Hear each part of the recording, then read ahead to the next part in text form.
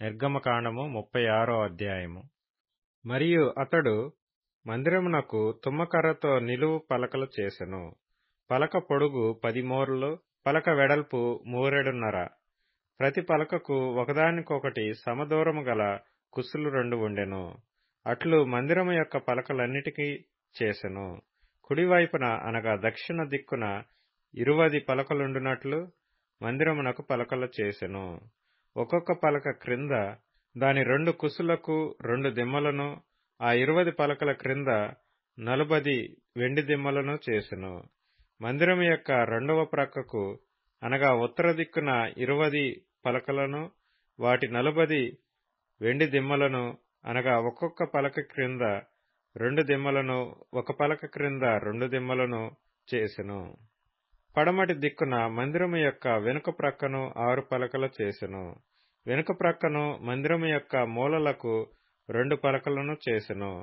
అవి అడుగున కూర్చబడి మొదటి ఉంగరము దాకా ఒకదానితో ఒకటి శిఖరమున కూర్చబడినవి. అట్లు 2 మూలలలో ఆ 2 పలకలు చేసెను. 8 పలకలుండెను. వాటి వెండి దిమ్మలు 16 దిమ్మలు. ప్రతి పలక క్రింద 2 దిమ్మలుండెను. మరియు అతడు తుమ్మకర్రతో అడ్డకర్రలను చేసెను. మందిరము యొక్క ఒక ప్రక్క పలకకు 5 అడ్డకర్రలను, మందిరము యొక్క రెండవ ప్రక్క పలకలకు 5 అడ్డకర్రలను, పడమటి వైపున మందిరము యొక్క వెనుక ప్రక్క పలకలకు 5 అడ్డకర్రలను చేసెను. పలకల మధ్య నడిమి అడ్డకర్రను ఈ కొన నుండి ఆ కొన వరకు చేరియుండ చేసెను.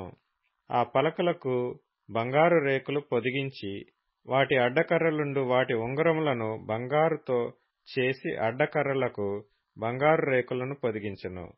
మరియు అతడు నీల ధూమ్ర రక్త వర్ణములు గల అడ్డతెరను పేనిన సన్ననారతో చేసెను. చిత్రకారుని పని అయిన కెరూబులు గల దానిగా దాని చేసెను.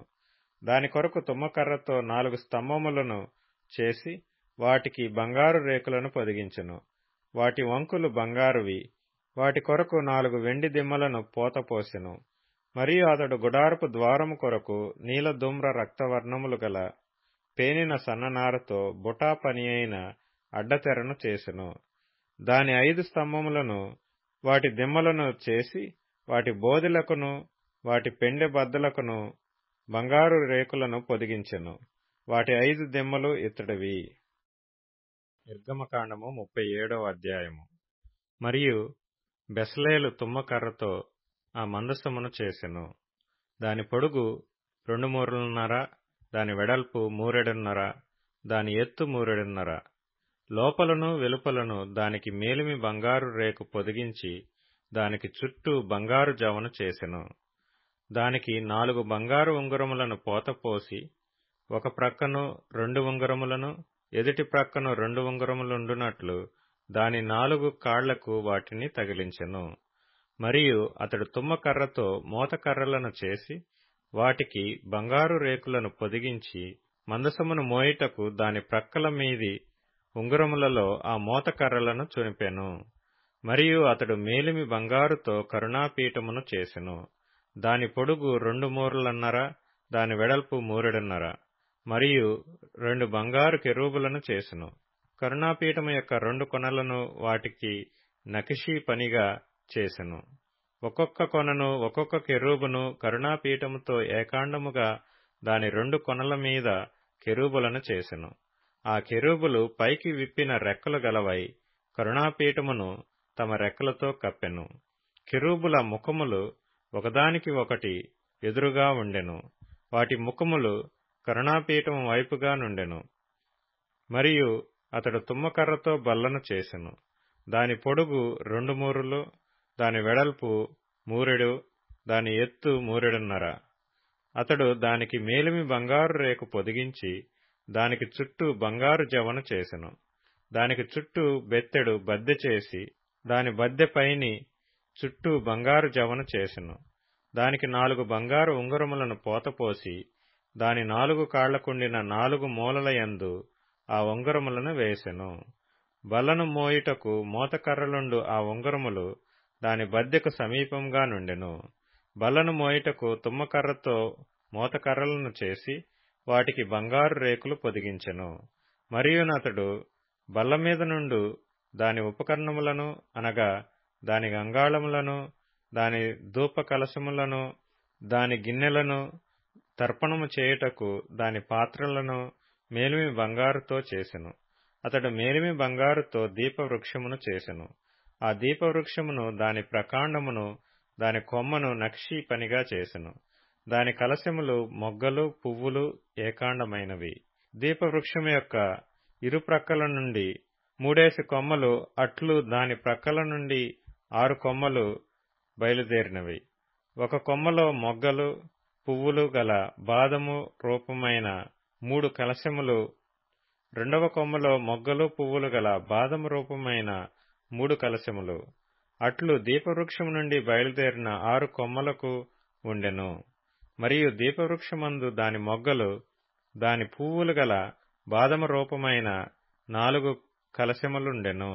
దీపవృక్షము నుండి బయలుదేరు 6 కొమ్మలలో 2 కొమ్మల క్రింద ఏకాండమైన మొగ్గయు నుండెను. వాటి మొగ్గలు, వాటి కొమ్మలు ఏకాండమైనవి. అదంతయు ఏకాండమైనదై మేలిమి బంగారుతో నక్షీ పనిగా చేయబడెను. మరియు అతడు దాని 7 ప్రదీపములను, దాని కత్తెరను, దాని పట్టుకారును, దాని కత్తెర చిప్పను మేలిమి బంగారుతో చేసెను. దానిని, దాని ఉపకరణములన్నిటినీ 40 వీసుల మేలిమి బంగారుతో చేసెను.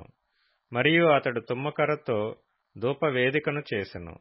దాని పొడుగు 3 మూరెడు, దాని వెడల్పు 3 మూరెడు, అది చచ్చౌకముగా నుండెను. దాని ఎత్తు 2 మూరలు, దాని కొమ్ములు ఏకాండమైనవి. దానికి అనగా దాని కప్పుకును, దాని 4 ప్రక్కలకును, దాని కొమ్ములకును మేలిమి బంగారు రేకులు పొదిగించి దానికి చుట్టూ బంగారు జవను చేసెను.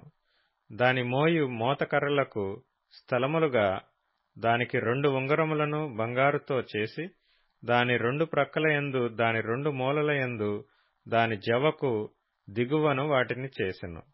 దాని మోతకర్రలను తుమ్మకర్రతో చేసి వాటికి బంగారు రేకులను తాపెను. అతడు పరిశుద్ధమైన అభిషేక తైలమును, స్వచ్ఛమైన పరిమళ ధూప ద్రవ్యమును, పరిమళ ద్రవ్యముల మేళకుని చేత చేయించెను. కీర్తనల గ్రంథం 22వ కీర్తన. నీ నామమును నా సహోదరులకు ప్రచురపరచెదను, సమాజ మధ్యమున నిన్ను స్తుతించెదను. యెహోవా యందు భయభక్తులు గలవారలారా ఆయనను స్తుతించుడి. యాకోబు వంశస్థులారా మీరందరూ ఆయనను ఘనపరచుడి. ఇశ్రాయేలు వంశస్థులారా మీరందరూ ఆయనకు భయపడుడి. ఆయన బాధపడు వాని బాధను తృణీకరింపలేదు, దాని చూచి ఆయన అసహ్యపడలేదు. అతనికి తన ముఖమును దాచలేదు. వాడాయనకు మొర్రపెట్టగా ఆయన ఆలకించెను. మహా సమాజములో నిన్ను గూర్చి నేను కీర్తన పాడెదను. ఆయన యందు భయభక్తులు కలవారి ఎదుట నా మ్రొక్కుబడులు చెల్లించెదను. దీనులు భోజనము చేసి తృప్తి పొందెదరు. యెహోవాను వెదకువారు ఆయనను స్తుతించెదరు. మీ హృదయములు తెప్పరిల్లి నిత్యము బ్రతుకును. సామెతల గ్రంథం 5వ అధ్యాయం. నీ సొంత కుండలోని నీళ్లు పానము చేయుము, నీ సొంత బావిలో ఉబుకో, జలము త్రాగుము. నీ ఊటలు బయటికి చెదిరిపోదగునా? వీధులలో అవి నీటి కాలువగా పారదగునా? అన్యులు నీతో కూడా వాటిననుభవింపకుండా అవి నీకే యుండవలెను గదా. మత్తయి సువార్త 27వ అధ్యాయం. పిలాతు అల్లరి ఎక్కువగుచున్నదే గాని తన వలన ప్రయోజనమేమియూ లేదని గ్రహించి నీళ్లు తీసుకొని జనసమూహము ఎదుట చేతులు కడుగుకొని, ఈ నీతిమంతుని రక్తమును కూర్చి నేను నిరపరాధిని, మీరే చీల్చుకొనుడని చెప్పాను. అందుకు ప్రజలందరూ వాని రక్తము మా మీదను మా పిల్లల మీదను ముండుగా కనిరి. అప్పుడతడు వారు కోరినట్టు బరబ్బను వారికి విడుదల చేసి యేసును కొరడాలతో కొట్టించి సిలువ వేయనప్పగించెను. అప్పుడు అధిపతి యొక్క సైనికులు యేసును అధికార మందిరములోనికి తీసుకునిపోయి ఆయన యొద్ద సైనికులనందరినీ సమకూర్చిరి.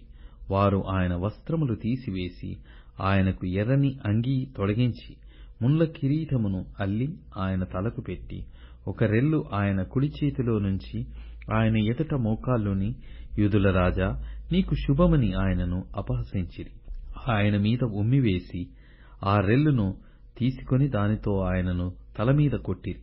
ఆయనను అపహసించిన తరువాత ఆయన మీదనున్న ఆ అంగీని తీసివేసి ఆయన వస్త్రములాయనను తొలగించి సిలువ వేయుటకు ఆయనను తీసుకొని పోయిరి. వారు వెళ్ళుచుండగా కురేనీయుడైన సీమోనను ఒకడు కనబడగా ఆయన సిలువ మోయుటకు అతనిని బలవంతము చేసిరి.